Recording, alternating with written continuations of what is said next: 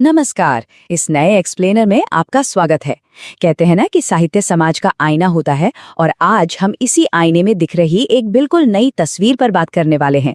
हाल ही में एक प्रमुख साहित्यिक प्रतियोगिता से कुछ ऐसे आंकड़े सामने आए हैं जिन्होंने कहानीकारों की दुनिया में एक बहुत ही दिलचस्प बहस छेड़ दी है। तो आज हम सीधे उन फैक्ट्स और डेटा के जरिए ये समझने की कोशिश करेंगे कि हिंदी कहानी लेखन के क्षेत्र में आखिर ये कैसा बड़ा बदलाव हो रहा है और कैसे आज के समय में कहानियों को गढ़ने वाले हाथों की जनसांख्यिकी यानी डेमोग्राफी तेजी से बदल रही है। अब देखिए, हाल की कुछ सांस्कृतिक घटनाओं को अगर हम करीब से एनालाइज करें तो एक बड़ा ही बुनियादी सवाल उभर कर आता है। क्या हिंदी साहित्य का पूरा परिदृश्य, पूरा लैंडस्केप ही बदल रहा है? क्या इसके मुख्य रचनाकारों में कोई बड़ा बदलाव आ रहा है? क्योंकि कोई भी भाषा या साहित्य कभी स्थिर नहीं रहता, वो समय के साथ आगे बढ़ता है। और ऐसा लगता है कि हिंदी साहित्य में इस वक्त एक ऐसा ही बहुत महत्वपूर्ण मोड़ आ गया है। तो चलिए इस बदलते हुए परिदृश्य को जरा और गहराई से समझते हैं। विष्णु प्रभाकर प्रतिष्ठान के मंत्री हैं अतुल कुमार प्रभाकर। उन्होंने पिछले 3 सालों के डेटा को जब एनालाइज किया तो जो बात सामने आई वो वाकई चौंकाने वाली है।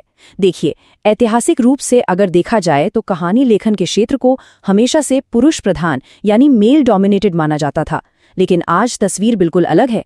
आज इस क्षेत्र पर हमारी आधी आबादी यानी महिलाओं का जबरदस्त नियंत्रण देखने को मिल रहा है। ये सिर्फ एक छोटा मोटा बदलाव नहीं है, बल्कि ये एक पूरी पीढ़ी की रचनात्मक अभिव्यक्ति का नया दौर है। इस बड़े सांस्कृतिक बदलाव को और अच्छे से समझने के लिए हम एक बेहद खास आयोजन का उदाहरण लेंगे। अब आगे बढ़ने से पहले ये जानना बहुत जरूरी है कि अनीता प्रभाकर जी आखिर थी कौन। महान और प्रख्यात लेखक विष्णु प्रभाकर जी का नाम तो हम सबने सुना है। अनीता जी उन्हीं की सुपुत्री थीं, पर उनकी पहचान सिर्फ एक मशहूर पिता की संतान होने तक ही सीमित नहीं थी।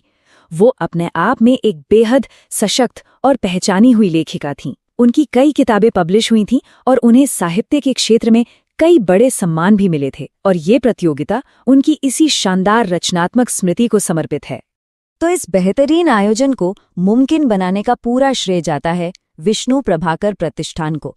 ये संस्था पिछले 3 सालों से लगातार हर साल इस प्रतियोगिता को आयोजित कर रही हैं, और यकीन मानिए इतने कम समय में ही ये पहल उभरती हुई आवाज़ों के लिए और खासकर महिला रचनाकारों के लिए एक बहुत ही महत्वपूर्ण मंच बन चुकी है। चलिए अब सीधे उन दिलचस्प आंकड़ों पर आते हैं जो इस पूरी कहानी का आधार हैं। ये नंबर देखिए, 175। इस साल आयोजकों को कुल 175 साहित्यिक रचनाएं मिली। जरा सोचिए, एक स्मृति प्रतियोगिता के लिए रचनाओं की इतनी बड़ी संख्या आना कोई छोटी बात नहीं है। ये इस बात का पक्का सबूत है कि आज भी लोगों में कहानी लिखने और कम्युनिटी के साथ जुड़ने का कितना जबरदस्त उत्साह है। लेकिन असली कहानी तो इस 175 के ब्रेकअप में छुपी है। अगर हम इन प्रविष्टियों को बांट कर देखें तो पता चलता है कि इनमें से 102 कहानियां महिलाओं ने भेजी थीं, जबकि पुरुषों की तरफ से सिर्फ 73 कहानियां आईं। यानी फर्क बिल्कुल साफ है। लेखिकाओं की भागीदारी अब सिर्फ एक अपवाद नहीं रही, बल्कि वो अब पूरी तरह से मुख्य धारा बन चुकी है। और इसी बात को अतुल कुमार प्रभाकर जी ने कार्यक्रम के दौरान बहुत ही खूबसूरती से समझाया। उन्होंने कहा, सपने देखने की मिली अधिक स्वतंत्रता अब अपना प्रभाव दिखा रही है। ये लाइन अपने आप में बहुत गहरी है। ये दिखाती है कि जब समाज में महिलाओं को अपने विचारों और सपनों को उड़ान देने की पूरी आज़ादी मिलती है तो उसका सीधा और पॉजिटिव असर कला और साहित्य पर कैसे पड़ता है। अब ये देखना भी बहुत दिलचस्प है कि ये बढ़ती भागीदारी नतीजों में किस तरह बदली। अंतिम परिणामों की तस्वीर भी बिल्कुल साफ थी। प्रतिष्ठित पुरस्कारों के लिए कुल 8 कहानियों को चुना गया था, और आप अंदाजा लगाइए, इन 8 में से 6 पुरस्कार महिलाओं ने अपने नाम किए, जबकि पुरुष विजेताओं की संख्या सिर्फ 2 रह गई। तो यहाँ बात सिर्फ पार्टिसिपेशन की नहीं है, यहाँ क्वालिटी और एक्सीलेंस में भी महिलाओं का साफ वर्चस्व दिख रहा है। तो चलिए उन 8 शानदार कहानीकारों के नाम भी जान लेते हैं जिन्हें इस मंच पर सम्मानित किया गया। ये विजेता हैं वीना श्रीवास्तव, इंद्रजीत कौर, अरुण कुमार, वेद स्मृति कृति, रेणु श्रीवास्तव, सुरेंद्र कुमार अरोड़ा, सुधा जुगरान और रंजना जायसवाल। इन सभी रचनाकारों ने अपनी कलम से जो कमाल की कहानियां गढ़ी, उन्होंने जूरी के दिलों पर अपनी एक अलग ही छाप छोड़ी। वैसे इतनी सारी बेहतरीन रचनाओं में से बेस्ट को चुनना कोई आसान काम तो है नहीं।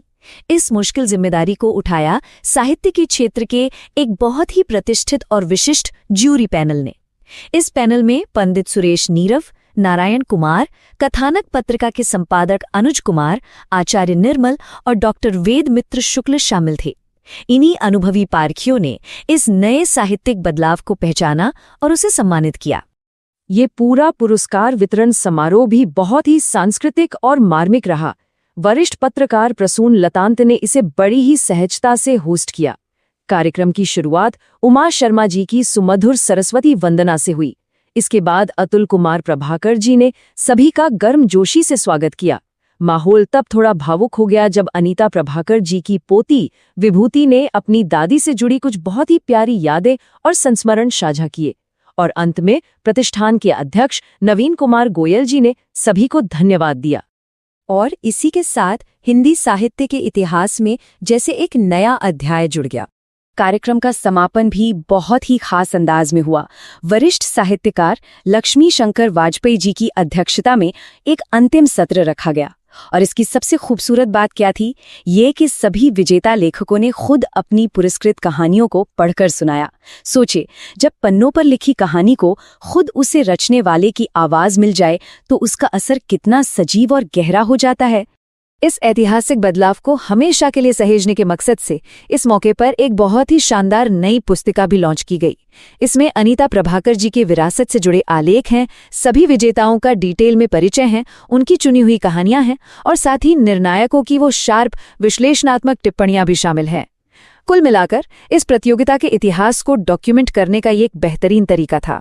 खैर, इस पूरे विश्लेषण के बाद अब एक बहुत ही बड़ा और विचारणीय सवाल हमारे सामने खड़ा होता है।